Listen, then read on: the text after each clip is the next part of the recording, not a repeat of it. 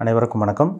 நான் ஜோதிடர் தமிழரசன் பேசுகிறேன். இந்த சேனல் ஃபஸ்ட் டைம் பார்க்குறவங்களா இருந்தீங்கன்னா சப்ஸ்கிரைப் பண்ணிக்கோங்க, பெல் பட்டனை கிளிக் பண்ணிக்கோங்க, ஆளுங்கிற ஆப்ஷன் இருக்கும், அதையும் செலக்ட் பண்ணிக்கோங்க. அப்போ தான் நாங்கள் போடுற பதிவுகள் எல்லாமே உங்களை வந்து சேரும். இன்றைக்கி நம்ம இந்த வீடியோவில் பார்க்க போகிற தலைப்பு எதை பற்றி பார்க்க போகிறோன்னா, கார்த்திகை நட்சத்திரம். கார்த்திகை நட்சத்திரக்காரங்களோட வாழ்க்கை எப்படி இருக்குன்னு நம்ம இந்த வீடியோவில் தெளிவாக பார்க்கலாம். சரிங்களா? கார்த்திகை வந்து பார்த்திங்கன்னா 2 ராசிக்கு வரும். கார்த்திகை வந்து 1ஆம் பாதம் வந்து மேஷ ராசிலேயும் வரும். கார்த்திகை 2, 3, 4 பாதம் வந்து பார்த்திங்கன்னா ரிஷப ராசிக்கும் வரும். இதில் 2 விதமான அமைப்பு இருக்கும் உங்களுக்கு. சரிங்களா?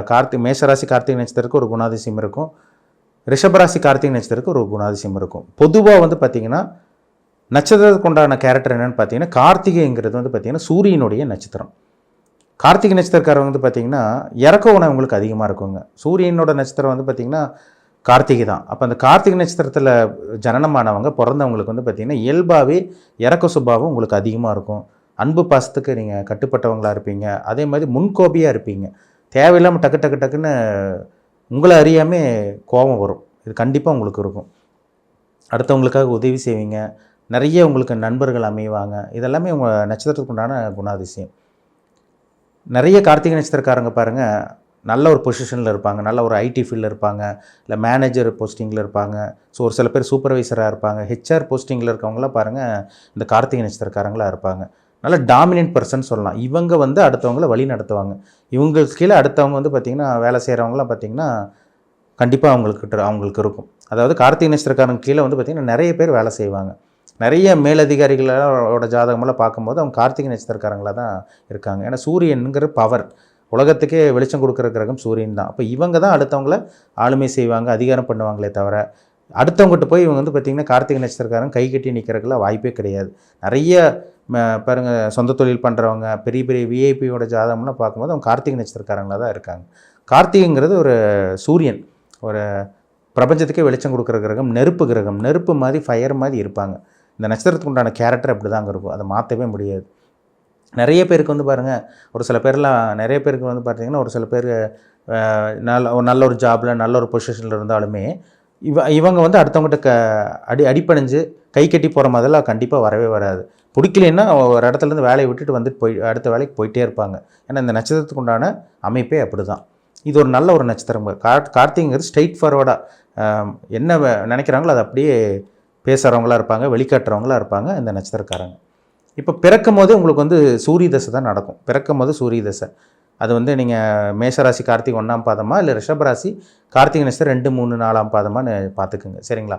பிறக்கும் போது சூரிய தசை வந்து பார்த்திங்கன்னா கிட்டத்தட்ட 6 வருஷம் வரும். சூரிய தசை முடிஞ்சு உங்களுக்கு சந்திர தசை, 2ஆவது வரக்கூடிய சந்திர தசை 10 வருஷம் சந்திர தசை நடக்கும். 3ஆவது வரக்கூடிய செவ்வாய் தசை 7 வருஷம் தசையை நடத்தும். 4ஆவது வரக்கூடிய ராகு தசை 18 வருஷம், குரு தசை அப்புறம் உங்களுக்கு பார்த்திங்கன்னா 16 வருஷம் அப்படியே உங்களுக்கு கண்டினியூ ஆகும். இப்படி தான் உங்கள் வாழ்க்கை போகும். பிறக்கும்போது வந்து சூரிய தசை முடிஞ்சு 2ஆவது வரக்கூடிய சந்திர தசை வந்து பார்த்திங்கன்னா, சந்திரன்கிறது மனோகாரகன், உடல்காரகன் சந்திரன். கார்த்திகை நட்சத்திரக்காரங்களுக்கு பிறந்ததுலேருந்து பார்த்திங்கன்னா ஒரு சில பேருக்குலாம் 3 வயசு 4 வயசுக்கு அப்புறமே ஒரு சில பேருக்கு உடம்பு சரியில்லாமல் போகும். அந்த கிட்டத்தட்ட அந்த 10லேருந்து 15 வயசு வரைக்குமே ஒரு சில பேருக்கு ஹெல்த் இஷ்யூஸ் வந்துடும், சந்திரன் கெட்டு போனவங்களுக்கு.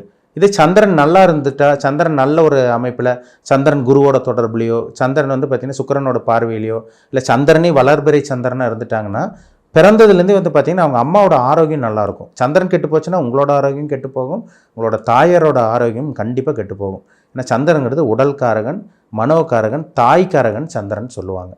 அப்போ சந்திர தசை வரும்போது ஒரு சில பேருக்கெல்லாம் பாருங்கள், சின்ன வயசில் அம்மாவுக்கு நல்ல ஒரு வளர்ச்சி, அம்மா நல்ல ஒரு வேலையில் இருப்பாங்க, அம்மாவுக்கு வந்து நல்ல ஒரு பொசிஷனில் இருப்பாங்க. அவங்களுக்கு வந்து பார்த்திங்கன்னா பிறந்தூர் வெளியூர் வெளிமாநிலம் போய் அங்கே செட்டில் ஆகிற மாதிரி வரும். ஒரு சில பேருக்குலாம் வந்து பார்த்திங்கன்னா நல்ல வேலை, நல்ல ப்ரொமோஷன், இதெல்லாமே அவங்க தாயாருக்கு வந்து கிடைக்கிறத பார்க்க முடியுது. ஏன்னா நீங்கள் கார்த்திகை நட்சத்திரங்கும் போது நீங்கள் சின்ன பருவத்தில் சின்ன குழந்தையாக இருக்கிறதுனால அப்போ உங்கள் அம்மாவுக்கு தான் வளர்ச்சியாக இருக்கும். உங்களோட ஜாதகத்தில் சந்திரன் கெட்டு போச்சுன்னா உங்களோட ஆரோக்கியம், அம்மாவோட ஆரோக்கியம் கெட்டு போகுங்கிறதுல சந்தேகமே கிடையாது. இப்போ 3ஆவது வரக்கூடிய செவ்வாய் தசைங்க, சந்திர தசை முடிஞ்சு செவ்வாய் தசை 7 வருஷம் நடக்கும். கிட்டத்தட்ட உங்கள் சூரிய தசை ஒரு 3 வருஷம் 4 வருஷம் போட்டால் கூட கிட்டத்தட்ட உங்களுக்கு 15 வயசுக்கு மேலே, 14-15 வயசுக்கு மேலே உங்களுக்கு செவ்வாய் தசை வரும். அந்த செவ்வாய் வந்து 7 வருஷம் உங்களுக்கு தசை நடத்துவார். கிட்டத்தட்ட 20-21 வயசு வரைக்கும் செவ்வாய் தசை நடக்கும். அந்த செவ்வாய் திசையில் ஒரு சில பேருக்கெல்லாம் பாருங்கள், இந்த சகோதர பாசம், சகோதர ஒற்றுமை, இந்த சகோதரனோட அந்யோன்யமாக இருக்கிறது, இதெல்லாமே உங்களுக்கு நல்லபடியாக இருக்கும். ஒரு சில பேர் சின்ன வயசுலேருந்து அண்ணன் தம்பி அக்கா தங்கச்சி கூட ஒன்றா இருப்பாங்க. அதுக்கப்புறம் உங்களுக்கு தேவையில்லாமல் சண்டை வந்து ஒரு 35-40 வயசுக்கு வரைக்கும் அப்புறம் பிரிஞ்சு போகிற மாதிரிலாம் வருது. ஆனால் இளம் வயது வரக்கூடிய அந்த செவ்வாய் தசை நல்ல ஒரு அமைப்பில் இருந்தால் சகோதர பாசம் கிடைக்கும், சகோதர ஒற்றுமை கிடைக்கும். இவங்க மூலமாக அடுத்தவங்களுக்கு நல்லது நடக்கிறது எல்லாமே இந்த செவ்வாய் தசையில் தான் நடக்கிறத பார்க்க முடியுது. சரிங்களா? அப்போ செவ்வாய் கிடக்கூடாது. செவ்வாய் ராகுவோட இருந்துச்சுன்னா சகோதர ஒற்றுமை சின்ன வயசுலேயே இருக்காது. செவ்வாய் சனியோடு இருந்தால் ரத்த உறவினர்களோட சின்ன வயசுலேயே பகை ஏற்படும். 16-17 வயசுக்கு அப்புறமே பாருங்கள் சொந்தக்காரங்களுக்கு உங்களுக்கு ஆகாமல் போகும். இவங்களோட ஜாதகம் இப்படி. ஒரு சில பேருக்கெல்லாம் பாருங்கள் சகோதர ஒற்றுமை இருக்கும். சின்ன வயசுலேருந்து சொந்த பந்தங்களோட அந்யோன்யமாக இருப்பாங்க, ஒன்றா இருப்பாங்க. ஒரே கூட்டு ஃபேமிலியாக இருக்கவங்களாம் பாருங்கள் இந்த செவ்வாய் நல்லா வலுத்தவங்களுக்கு தான் இருக்கும். இதே ராகு தசை. ராகு தசை வந்து பார்த்திங்கன்னா 4வது வரக்கூடிய ராகு தசை 18 வருஷம். இதுதான் கார்த்திகை நட்சத்திரக்காரங்களுக்கு ஒரு முக்கியமான ஒரு வாழ்க்கை டர்னிங் பாயிண்ட்னு சொல்லலாம். வாழ்க்கை திருப்பி போடக்கூடிய திசையே இந்த ராகு தசை தான். 18 வருஷம் தசை நடத்துங்க. அந்த 18 வருஷம் நடக்கக்கூடிய ராகு தசை உங்களுக்கு யோகத்தை செய்யணுன்னா உங்கள் ஜாதகத்தில் ராகு 3, 6, 10, 11 10ஆம் இடத்தை விட ராகு 11ஆம் இடம். அது வந்து பார்த்திங்கன்னா 3, 6ஆம் இடத்துல வந்து பார்த்திங்கன்னா ஒரு அருமையான ஒரு அமைப்பாக இருக்கும் ராகுக்கு. அந்த ராகு வந்து கெடக்கூடாது. ராகு வந்து சனியோட சேரக்கூடாது. ராகு தசை நல்லா இருக்காது. சனி செவ்வாயோட சேரக்கூடாது. விபத்து சந்திப்புங்கிற மாதிரி ஒரு அடிக்கடி ஆக்சிடென்ட் ஆகும். அந்த 18 வருஷமும் பெரிய அளவுக்கு யோகத்தை செய்யாது. ராகு குருவோட தொடர்பில், சுக்கிரனோட தொடர்பில், வளர்பிறை சந்திரனோட பார்வையிலெல்லாம் இருந்துட்டாருன்னா, அது உபஜயஸ்தானத்துலலாம் இருந்துட்டாருன்னா பக்காவாக வேலை செய்யும் ராகு. அது மேஷம், ரிஷபம், கடகம், கன்னி, மகரத்தில் வந்து ராகு இருந்தாருன்னா, நீங்கள் நல்ல லக்னத்தில் பிறந்தீங்கன்னா கண்டிப்பாக அந்த ராகு வந்து 18 வருஷம் கொட்டி கொடுக்குற ராகுவாக தான் நிச்சயமாக அமையுங்கிறதுல சந்தேகமே கிடையாது. சரிங்களா? அந்த 18 வருஷமும் உங்கள் வாழ்க்கையை மாறும். கிட்டத்தட்ட வந்து பார்த்திங்கன்னா சூரிய தசை முடிஞ்சு சந்திரன் ஒரு 10 வருஷம் முடிஞ்சு இங்கே ஒரு 15, இங்கே ஒரு 20 வயசுக்கு மேலே உங்களுக்கு ராகு தசைங்க. கிட்டத்தட்ட 38-40 வயசு வரைக்குமே உங்களுக்கு ராகு தசை நடக்கும். அந்த ராகு தான் ஒரு முக்கியமான அந்த நடுத்தர வயதில் நீங்கள் சாதிக்கிறீங்களா, வாழ்க்கையில் ஜெயிக்கிறீங்களா, தோற்று போகிறீங்களா, அந்த ராகு தான் உங்களுக்கு காரணமாக உங்களுக்கு அமையும். ராகு நல்லா இருந்தால் உங்களுக்கு சக்ஸஸ் தான். ராகு கெட்டு போயிட்டாருன்னா ஒன்றுமே நடக்காது. ஒரு சில பேருக்கெல்லாம் 40 வயசுக்கு அப்புறம் தான் வாழ்க்கையே அமையுது. ஏன்னா அது உங்களுக்கு குரு தசை அந்த டைமில் தான் வரும். 16 வருஷம் ராகு திசையில் ஒரு சில பேர்த்துக்கெல்லாம் பாருங்கள் அந்த 20 வயசுலேருந்து 40 வயசுக்குள்ளே நிறைய கெட்ட பழக்கங்கள், தவறான பழக்க வழக்கங்கள் எல்லாமே வரும். ராகு திசையில் தேவையில்லாத போதைக்கு அடிமையாகிறது, தேவையில்லாத பெண்கள் சவகாசம் ஏற்படுறது, தேவையில்லாதவங்க அடுத்தவங்ககிட்ட வம்பு வழக்கு பிரச்சனை சந்திக்கிறது, நிறைய பிரச்சனை தேவையில்லாத உலகத்தில் இருக்க அத்தனை கெட்ட பழக்கம் இந்த ராகு திசையில் தான் அங்கே நடக்கும். குரு தசை வந்தோன்னா ஆள் அப்படியே மாறிடுவாங்க. 40 வயசு கிட்டத்தட்ட 40 வயசுக்கு மேலே பார்த்திங்கன்னா கிட்டத்தட்ட 56 வயசு வரைக்கும் குரு தசை நடக்கும். அப்ராக்சிமேட்டாக சொல்கிறேன். அது நட்சத்திர பாதத்துக்கு தகுந்த மாதிரி மாறுபடும். அந்த தசையில் வந்து பார்த்திங்கன்னா ஒரு சில பேர் அப்படி கரெக்டாக அந்த ராகு தசை என்னென்னலாம் அனுபவம் கொடுத்துச்சோ அப்படியே ஆப்போசிட்டாக அந்த குரு தசையில் மாறிடுவாங்க. ஒழுக்கமான ஆளாக மாறுவாங்க. உலகத்தர அப்போ தான் அவங்க உலகனாலே என்னென்னு தெரியும். 40 வயசுக்கு மேலே தான். 40 வயசுக்கு மேலே தான் பாருங்கள் ஒரு சில பேர் வீடு கட்டி செட்டில் ஆகி நல்ல ஒரு வாகனம் வாங்கி கல்யாணம் ஆகி குழந்தைலாம் பிறந்திருக்கும். அதுக்கப்புறம் கொஞ்சம் வருஷம் கழிச்சு தான் அவங்க செட்டில் ஆகுறாங்க. அந்த குரு தசை தான் உங்களுக்கு அமைச்சு கொடுக்கும். ஆனால் குரு லக்னத்துக்கு யோகமாக இருந்துச்சுன்னா கண்டிப்பாக உங்களுக்கு குரு வாரி வழங்குவார். குரு வந்து லக்னத்துக்கு அவயோகியாக இருக்கக்கூடாது. துலாம் லக்னத்துக்கும் துலாம் லக்னத்துக்கும் ரிஷப லக்னத்துக்கும் குரு வந்து பெருசாக நல்லது பண்ணாது. இந்த 2 லக்னத்துக்கு தான் பெருசாக குரு நல்லதே பண்ணாதுங்க. மற்ற லக்னத்துக்கு கூட குரு நல்லது பண்ணுவார். ஆனால் இந்த 2 லக்னங்களுக்கு குரு பெரிய அளவுக்கு யோகத்தை கொடுக்காது. மேஷ லக்னத்துக்கும் கடக லக்னத்துக்கும் சிம்ம லக்னம், தனுசு, விருச்சிக லக்னம், மீன லக்னத்துக்கெல்லாம் குரு பக்காவாக வேலை செய்வார்.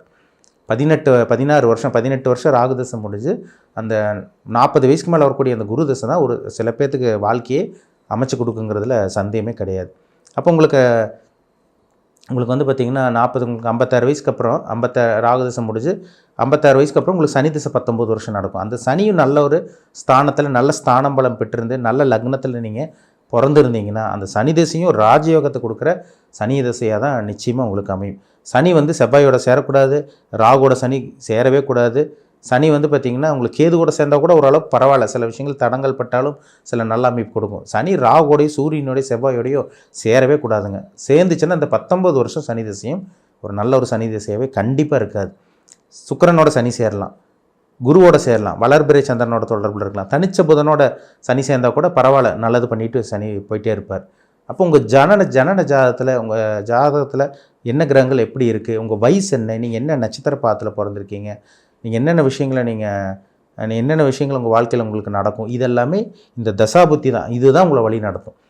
வயசுக்கு தகுந்த மாதிரி தான் இந்த பிளானட் இதுக்கு தகுந்த மாதிரி உங்களோட வாழ்க்கை நகரும். சரிங்களா? அப்போ உங்கள் ஏஜ் என்னன்னு பாருங்கள், என்ன நட்சத்திர பாதத்தில் பிறந்திருக்கீங்க பாருங்கள், என்ன தசாபுத்தி போயிட்டுருக்குன்னு பாருங்கள். நல்ல கிரகத்தோட தசாபுத்தியாக கெட்ட கிரகத்தோட தசாபுத்தியாக பாருங்கள். அதுதான் ரொம்ப ரொம்ப ரொம்ப முக்கியம். கோச்சார பலன் வந்து பெரிய அளவுக்கு மாற்றத்தை கொடுக்காது. ராசி பலன் பெரிய அளவுக்கு கண்டிப்பாக மாற்றத்தை கொடுக்கவே கொடுக்காது. தெளிவாக தெரிஞ்சுக்குங்க. ஏன்னா ராசி பலன்கிறது 15லேருந்து 20% தான் பேசும். உங்கள் தனிப்பட்ட ஜாதகம் தான் 80லேருந்து 85% பேசுங்கிறத சந்தேகமே கிடையாது. மீண்டும் அடுத்த பதிவில் சந்திக்கும் வரை உங்களிடமிருந்து விடைபெறுவது உங்கள் ஜோதிடர் தமிழரசன். இந்த சேனல் பிடிச்சிருந்தா உங்கள் நண்பருக்கு உறவினருக்கும் ஷேர் பண்ணுங்கள், லைக் பண்ணுங்கள், சப்ஸ்கிரைப் பண்ணுங்கள், பெல் பட்டனை கிளிக் பண்ணிக்கோங்க. ஆளுங்கிற ஆப்ஷன் இருக்கும், அதையும் செலக்ட் பண்ணிக்கோங்க. அப்போ தான் நாங்கள் போடுற வீடியோஸ் எல்லாமே உங்களுக்கு நோட்டிஃபிகேஷன் வரும். நன்றி, வணக்கம்.